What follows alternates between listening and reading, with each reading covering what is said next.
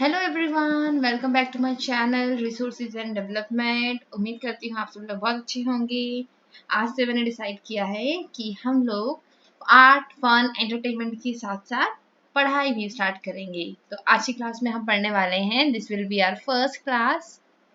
और आज मैं आप लोगों को पढ़ाऊंगी ज्योग्राफी का एक important lesson, that is resources and development. ये क्लास 10th के बच्चों के लिए बहुत ज़्यादा यूजफुल है।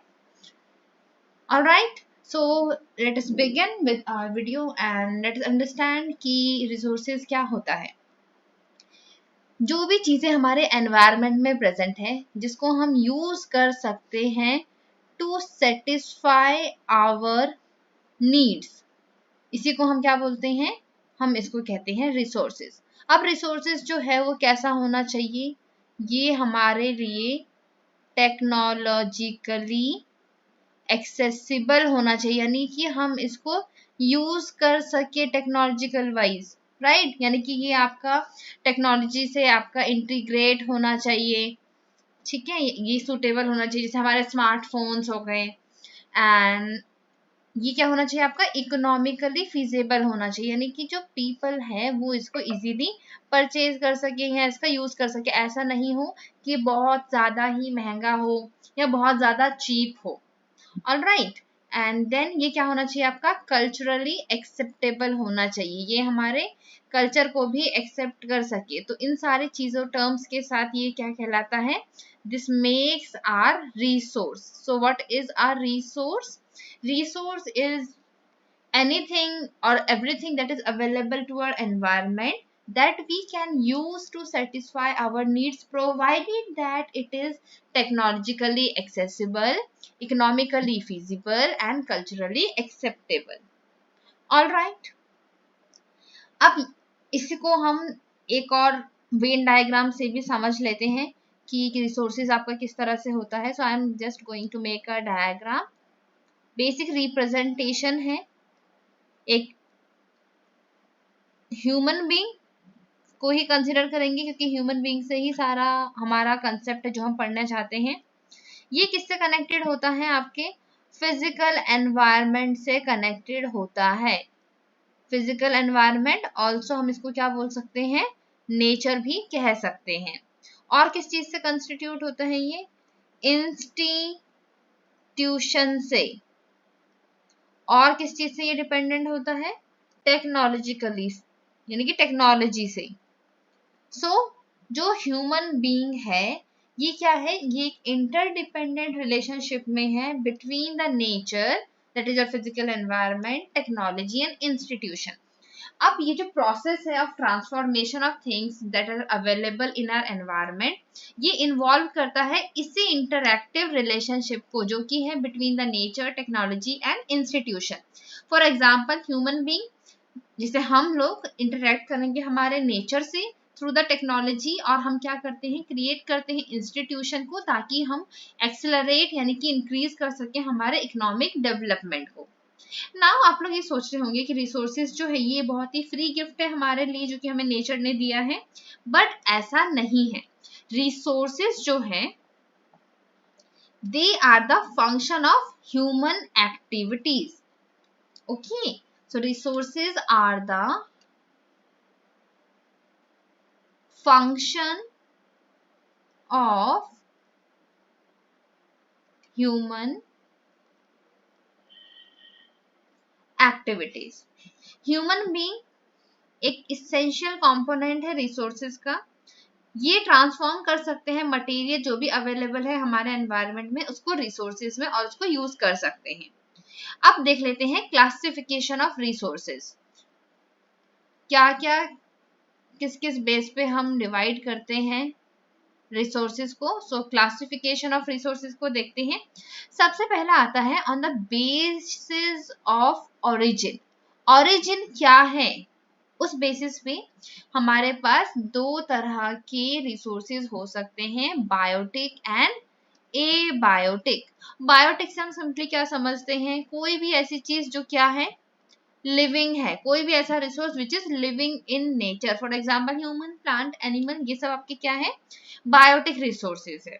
Then you have abiotic resources. Abiotic की अगर हम बात करें, those resources which are non living in nature, यानी कि उनमें कोई लाइफ नहीं है, जैसे वुड ले लो, एयर ले लो। So this is your first type of classification. दूसरा हम इसे किस बेसिस पे करते हैं? Based on exhaustibility. इसका क्या मतलब है? समथिंग जो क्या हो जाएगा? एग्जॉस्ट हो जाएगा, यानी कि खत्म हो जाएगा, और क्या पता वो खत्म ना हो। इस बेसिस पे हमारे पास दो तरह के रिसोर्सेज होते हैं। One is your exhaustible resources और दूसरा आपका होता है नॉन एग्जॉस्टिबल, या आप इसे कह सकते हो इनएग्जॉस्टिबल। इनएग्जॉस्टिबल हम वर्ड को यूज करेंगे यहाँ पे। अब ये इनएग्जॉस्टिबल और एग्जॉस्टिबल के लिए हमारे पास और भी टर्म्स है। जैसे एग्जॉस्टिबल के लिए हम किसे क्या बोलते हैं? we call this as non renewable. Now you can easily got it what does I mean by exhaustible. non renewable इसको हम बोल सकते हैं, इसका बेसिकली मतलब है ऐसे रिसोर्सेज जिसको हम रीन्यू या रिप्लेनिश नहीं कर सकते, और अगर बहुत ज्यादा ह्यूमन एक्टिविटीज होगी they are going to be getting exhausted, यानी कि खत्म हो जाएंगे। इनएग्जॉस्टिबल की बात करते हैं, this is your renewable resources, यानी कि ऐसे रिसोर्सेज जिसको हम कितना भी यूज कर ले they are not going to be depleted. Exhaustible के एग्जांपल अगर हम बात करें, जैसे हमारे फॉसिल फ्यूल्स हो गए। इन एग्जॉस्टिबल में we have sun solar energy, wind energy, ठीक है, सनलाइट, वाटर, ये सब हमारे क्या है? इनएग्जॉस्टिबल। तीसरा बेसिस क्या है? On the basis of ownership. Ownership के बेस पे, जैसे ओनरशिप के बेस पे we are going to divide them और क्लासिफाई देम इनटू 4 कैटेगरीज। सबसे पहले इंडिविजुअल खुद, वो भी एक रिसोर्स की तरह काम करता है। फिर आता है हमारा कम्युनिटी, जिस कम्युनिटी में हम रहते हैं। फिर है हमारा nation, that is national, and after that हम सब ग्लोबली भी आपस में इंटरकनेक्टेड है, so we are also a part of international resource, ठीक है। And the last one is status of development, यानी कि हम किस स्टेज पर है डेवलपमेंट की। फॉर एग्जाम्पल पोटेंशियल है, या फिर डेवलप्ड स्टॉक्ड है, या फिर हम रिजर्व है। इन सब के बारे में अभी हम लोग देखेंगे एक एक करके। स्टार्ट करने से पहले एक बार इसको फ्लो चार्ट के फॉर्म में देख लेते हैं, जो कि एनसीईआरटी का ही फ्लो चार्ट है। इसमें ये क्या कहना चाहता है, लेट अस अंडरस्टैंड। रिसोर्सेज जो है दो तरह की हैं। One of is your natural, दूसरा आपका क्या है? ह्यूमन, ठीक है। दो चीजें हैं, एक नेचर है, एक हम है। नेचर की अगर हम बात करें, इसमें हमें मिलता है renewable and non renewable. Renewable में भी जो कंटिन्यूसली फ्लो करे, या फिर जो बहुत ज्यादा कंटिन्यूअस हो, जो कभी खत्म ही ना हो, उसको हम कहते हैं रिन्यूएबल सोर्सेज। और इसमें आता है आपका विंड एंड वाटर। दूसरा क्या है आपका? बायोलॉजिकल। बायोलॉजी में अगर हम देखें, यानी कि लिविंग ऑर्गेनिज्म की बात करें, लिविंग रिसोर्सेज की बात करें, जैसे आपके natural vegetation, forest, wild life, ये आपके क्या है? बायोलॉजिकल रिसोर्सेज है, ठीक है। प्लांट वाले को नेचुरल वेजिटेशन कर दिया, एनिमल्स को हमने वाइल्ड लाइफ कर दिया। देन नॉन रिन्यूएबल की बात करें, इसमें भी हमारा क्या था? Recyclable and non recyclable. जिसको हम रिसाइकल कर सकते हैं वो हमारे आ जाएंगे मेटल, जिसको हम रिसाइकल नहीं कर सकते उसमें आ जाते हैं आपके फॉसिल फ्यूल। फिर है आपका human. Human is the second category जिसमें हम रिसोर्स को डिवाइड करते हैं। ह्यूमन जो है आगे जाके स्ट्रक्चर एंड इंस्टीट्यूशन में डिवाइड होता है और डिपेंड करता है क्वांटिटी एंड क्वालिटी पे, ठीक है। क्वांटिटी और क्वालिटी पे भी हम इसको कैटेगराइज करेंगे, स्ट्रक्चर एंड इंस्टीट्यूशन पे भी हम इसे कैटेगराइज करते हैं। आई होप यहाँ तक सबको क्लियर है। तो अब हम देख लेते हैं एक बार टाइप्स ऑफ रिसोर्सेज, जो भी हम लोगों ने क्लासिफिकेशन करे थे, इनके बारे में थोड़ा थोड़ा डिटेल समझ लेते हैं। सबसे पहले हमने देखा था biotic. Based on origin I can have biotic resources and abiotic resources. Biotic resources की अगर मैं बात करूं, तो these are basically those resources जिसको हम ऑब्टेन करते हैं from our biosphere and they have life. For example, human beings, flora यानी कि plants of an area, fauna यानी कि animals of an area, fisheries, live stocks, ये सब आपके क्या है, बायोटिक रिसोर्सेज है। ए बायोटिक ऑल दोज थिंग्स जिसको जो बेसिकली बना है आपके नॉन लिविंग थिंग से, उसको हम कहते हैं abiotic resources. For example rocks, metals, ये सब आपके क्या है, ए बायोटिक है। सेकेंड आता है आपका बेस्ड ऑन एग्जॉस्टिबिलिटी। तो बेस्ड ऑन एग्जॉस्टिबिलिटी हमारे पास फिर से दो तरह के सोर्स है, renewable and non renewable. Renewable की अगर हम बात करें, ऐसे रिसोर्सेज जिसको हम रिन्यू कर सकते हैं या हम उसको रिप्रोड्यूस कर सकते हैं by physical, chemical and mechanical processes, और इसको हम एक और नाम देते हैं दैट इज रिप्लेनिशेबल। इसके अलावा हम इसको इनएग्जॉस्टिबल भी कहते हैं। फॉर एग्जाम्पल आपका solar wind, solar energy, wind energy, water, forest, wild life etcetera. ठीक है, सारे एग्जाम्पल आपके एनसीईआरटी के ही एग्जाम्पल हैं। इसको हम फर्दर कैटेगराइज कर देते हैं दो पार्ट में। कौन कौन से दो पार्ट है वो, कंटिन्यूअस एंड फ्लो में। ठीक है, इन दोनों का मीनिंग भी आपको मैं एक्सप्लेन कर चुकी हूँ already in the flow chart. Non renewable की बात करें, ऐसे रिसोर्सेज जो क्या हो जाते हैं, जो कि बहुत लंबा समय लेते हैं, जियोलॉजिकल टाइम लेते हैं टू गेट फॉर्म। इसमें आते हैं आपके मिनरल्स, आपके फॉसिल फ्यूल्स, जैसे आप लोगों ने पढ़ा भी है इन योर क्लास 8 की जो फॉसिल फ्यूल्स होते हैं उनको 300 मिलियन ईयर्स टाइम लगता है फॉर्मेशन होने में। So now you can imagine कि अगर इन रिसोर्सेज को मिलियन ऑफ ईयर्स लग रहा है बनने में, तो हम इसको रिप्लेनिश नहीं कर पाएंगे। इसके अलावा जो रिसोर्सेज है इसको हम आगे भी डिवाइड कर देते हैं नॉन रिन्यूएबल वाले को into recyclable and non recyclable में। ऑलराइट, जो रिसाइकल हो जाएंगे उनको हम रिसाइक्लेबल बोलेंगे, जो रिसाइकल नहीं होंगे उनको हम नॉन रिसाइक्लेबल बोलेंगे। नेक्स्ट है आपका on the basis of ownership.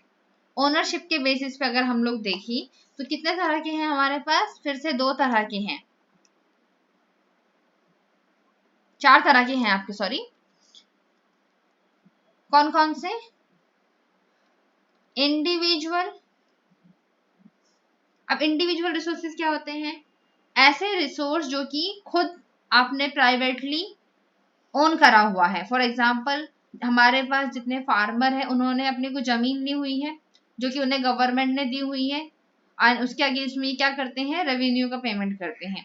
Similarly जो गांव होते हैं वहां पे जो लोग होते हैं उनके पास क्या है, लैंड ओनरशिप है। बट इसके अलावा बहुत सारे ऐसे लोग भी हैं जो क्या है, लैंडलेस है, जिनके पास कोई जमीन नहीं है।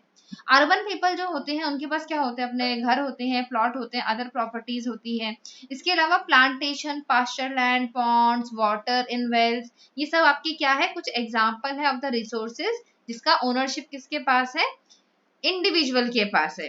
ठीक है, तो मैं आपको कुछ एग्जाम्पल लिख देती हूँ। For example land, ponds, plot etcetera.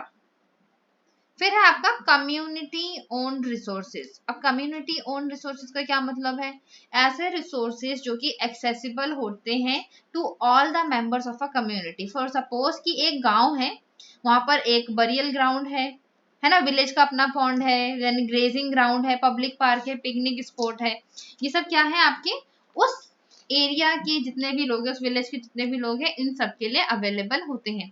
Similarly urban लोगों के लिए प्ले ग्राउंड्स है, पार्क है। ठीक है, तो ये सब चीजें आपकी क्या है, कम्युनिटी ओन्ड रिसोर्सेज है। मैं यहाँ पे कुछ एग्जाम्पल भी लिख देती हूँ। फिर आता है आपका नेशनल रिसोर्सेज। नेशनल रिसोर्सेज की अगर हम लोग बात करें तो टेक्निकली जितने भी रिसोर्सेज हैं जो कि आपके नेशन को बिलोंग करते हैं वो सब आपके नेशनल रिसोर्सेज होते हैं। जो कंट्री है उसके पास लीगल पावर है to acquire even the private property for the public good.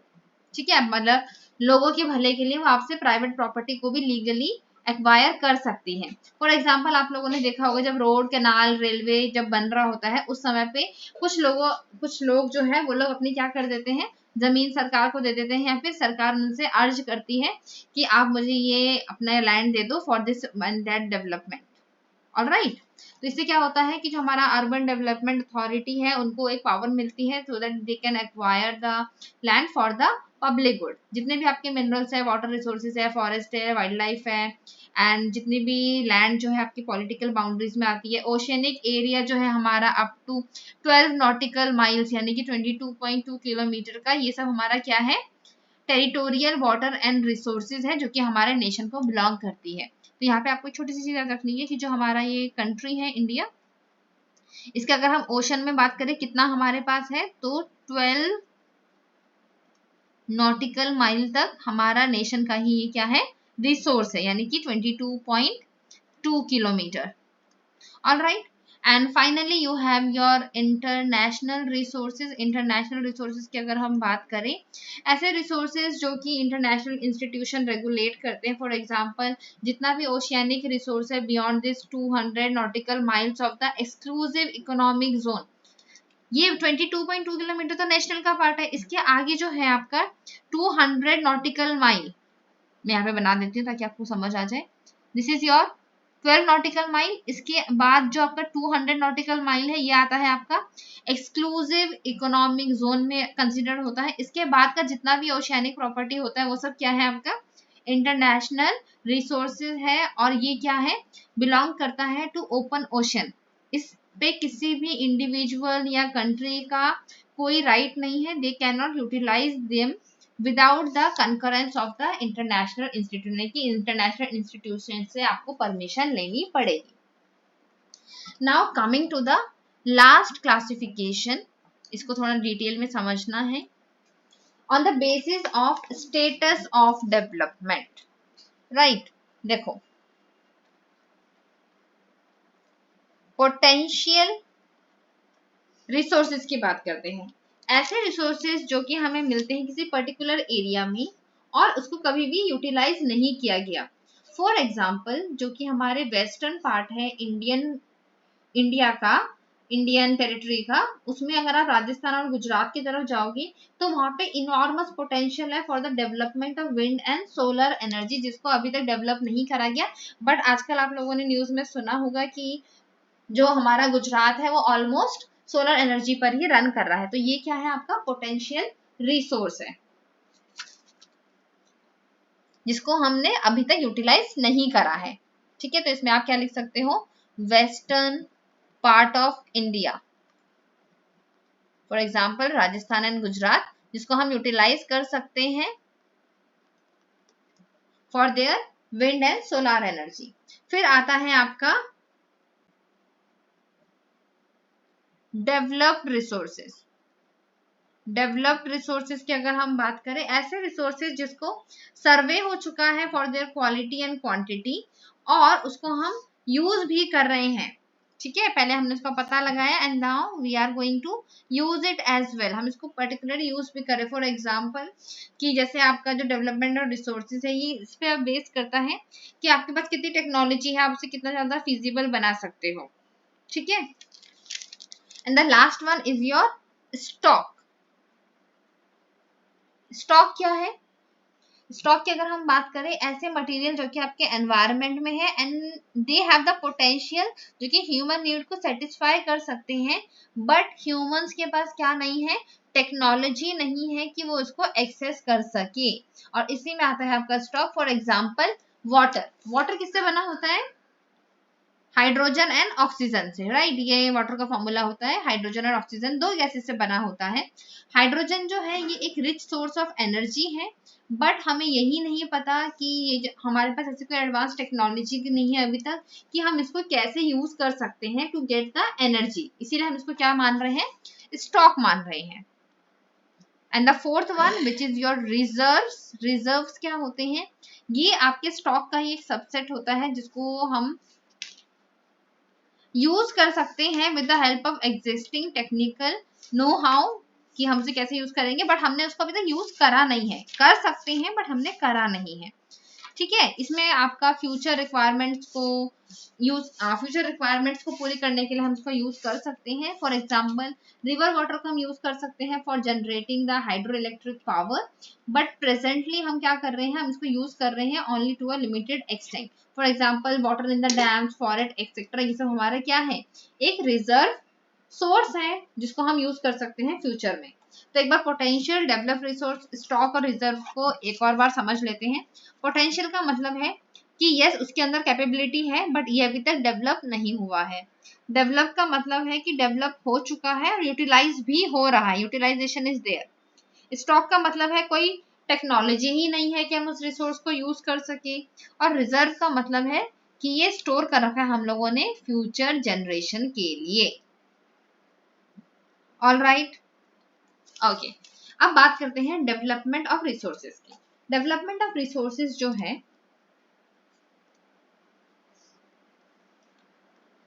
Resource जो है ये हमारा क्या है, एक वाइटल चीज है for the human survival as well as हमारी लाइफ की क्वालिटी को मेंटेन करने के लिए।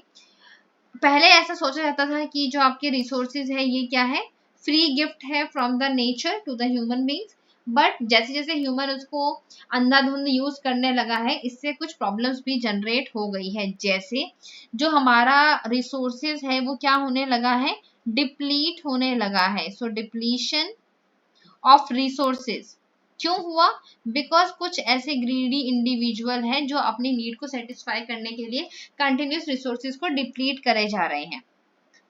फिर आपका है accumulation of resources in few and, यानी कि आपका जो सोसाइटी है बेसिकली रिसोर्स की एक्यूमुलेशन की वजह से दो हिस्सों में बट गया है, दैट इज अमीर एंड गरीब। जिनके पास बहुत सारा रिसोर्स है वो रिच हो गए हैं, जिनके पास नहीं है वो क्या हो गए हैं, पुअर हो गए हैं। And then your indiscriminate exploitation of resources, इसकी वजह से क्या हुआ, आपका ग्लोबल इकोलॉजिकल क्राइसिस हो गया है। For example your global warming, ozone layer depletion, environmental pollution and land degradation. तो ये क्या है आपका इनडिस्क्रिमिनेट, यानी कि किसी ने बिना सोचे समझे क्या करा है, रिसोर्सेज का एक्सप्लॉइट कर दिया है, शोषण कर दिया है। किसी ने सोचा ही नहीं कि भाई हम अगर इतने सारे एसी लगाएंगे तो कहीं ना कहीं जाके ग्लोबल वार्मिंग करेंगे। इसी के बारे में ही हम इसे कहते हैं इनडिस्क्रिमिनेट एक्सप्लॉइटेशन ऑफ रिसोर्सेज। अब एक इक्विटेबल डिस्ट्रीब्यूशन ऑफ रिसोर्सेज जो है वो बहुत इसेंशियल है ताकि हमारी क्वालिटी ऑफ लाइफ मेंटेन रहे, सस्टेन कर सके और हमारा ग्लोबल पीस मेंटेन हो सके।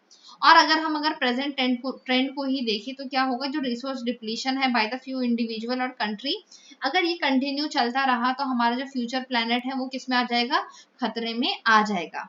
देयरफॉर जो हमारा रिसोर्सेज है, रिसोर्स प्लानिंग, ये बहुत ज्यादा इंपॉर्टेंट रोल प्ले करता है ताकि सभी ऑर्गेनिज्म, सभी लाइफ फॉर्म जो है सस्टेनेबल एग्जिस्ट कर सके। And this is an crucial component of the sustainable development. अभी सस्टेनेबल डेवलपमेंट क्या है, आप लोगों को ये क्वेश्चन आया होगा। तो आप लोगों ने सुना है SDG, सस्टेनेबल डेवलपमेंट गोल, ठीक है। सस्टेनेबल डेवलपमेंट या सस्टेनेबल इकोनॉमिक डेवलपमेंट का मतलब होता है ऐसा डेवलपमेंट जो कि होना चाहिए विदाउट डैमेजिंग द एनवायरनमेंट, ताकि हम अपने डैमेज भी ना करें एनवायरनमेंट को, और प्रेजेंट भी डेवलप हो बट आपका जो फ्यूचर जनरेशन है उसकी नीड्स कॉम्प्रोमाइज ना हो। इसी को हम कहते हैं सस्टेनेबल डेवलपमेंट, जिसमें प्रेजेंट का भी काम चल रहा है, वो भी डेवलप हो रहे हैं, फ्यूचर के साथ कोई कॉम्प्रोमाइज नहीं हो रहा, फ्यूचर की जनरेशन को सब कुछ मिल रहा है। ऐसा नहीं है कि हमने इतना सारा पानी यूज करे जा रहे हैं, वेस्ट करे जा रहे हैं कि फ्यूचर जनरेशन को पानी मिले ही नहीं, ऐसा नहीं होना चाहिए। और ये जो डेवलपमेंट है ये इस तरह से होना चाहिए कि हमारे एनवायरनमेंट को हार्म नहीं हो। So there are few terms which are important in defining a sustainable development and these includes no damage to the environment,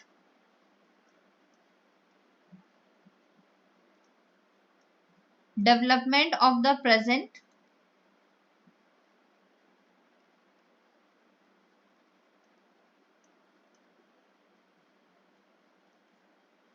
should not compromise the needs of your future generations.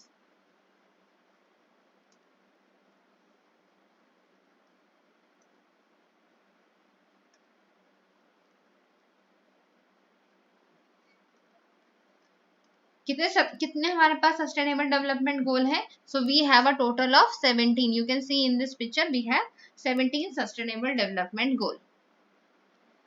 अब sustainable development गोल तो हमने देख लिया, इसको maintain कौन करेगा, कैसे, ये हम लोगों तक बताएंगे.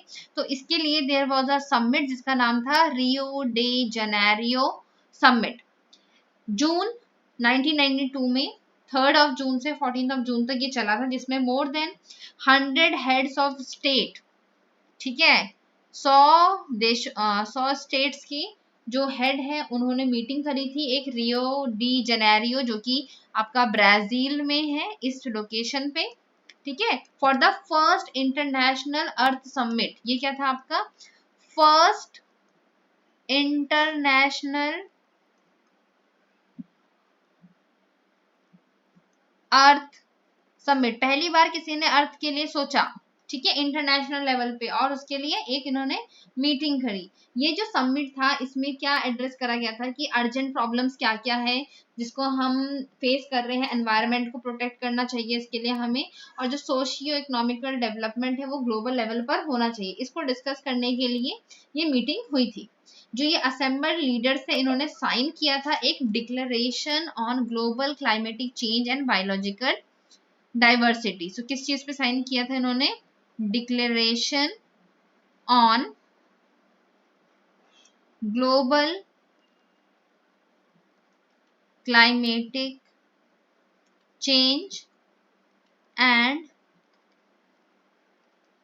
बायोलॉजिकल डाइवर्सिटी, इस चीज पे साइन किया था. ये जो रियो कन्वेंशन था इसने एंडोर्स करा था कि हम ग्लोबली फॉरेस्ट प्रिंसिपल्स को अडॉप्ट करें, ठीक है, और ये जो आपके ग्लोबल प्रिंसिपल्स है इनको इन्होंने किस फॉर्म में लिखा था? एजेंडा 21 में लिखा था, ताकि सस्टेनेबल डेवलपमेंट को 21st सेंचुरी तक अटेन करा जा सके. अब क्या क्या ऑब्जेक्टिव थे आपके एजेंडा 21 की? ये जो डिक्लेरेशन है अभी हम लोगों ने देखा था कि साइन करा गया था बाय द इंटरनेशनल लीडर्स, और कहाँ पर साइन किया था? United nation conference on environment and development, यानी कि UNCED, और 1992 में ही हुआ था, जो कि कहाँ हुआ था? रियो डी जेनेरियो ब्राजील में हुआ था. इसका एम क्या था कि अचीव कर सके ग्लोबल सस्टेनेबल डेवलपमेंट को, और इसका एजेंडा जो था इसमें हम कॉम्बैट करते हैं डिजीजेस को, पॉवर्टी को इरेडिकेट करेंगे, एनवायरमेंटल डैमेज को कॉम्बैट करेंगे, यानी कि उससे फाइट करेंगे और टैकल करेंगे, उसे होने नहीं देंगे, सस्टेनेबल डेवलपमेंट करेंगे, और जितने भी हमारे लोकल गवर्नमेंट है उसको हम सेटअप करेंगे ताकि वो लोकल एजेंडा 21 को फॉलो कर सके, सो दैट जो हमारा ग्लोबल कॉर्पोरेशन है, कॉमन इंटरेस्ट, म्यूचुअल नीड और शेयर रिस्पॉन्सिबिलिटी, इसका एक सबके अंदर सेंसेशन आ जाए. इसी के साथ आज की क्लास में हम इतना ही रखते हैं. नेक्स्ट क्लास में we will do about the resource planning.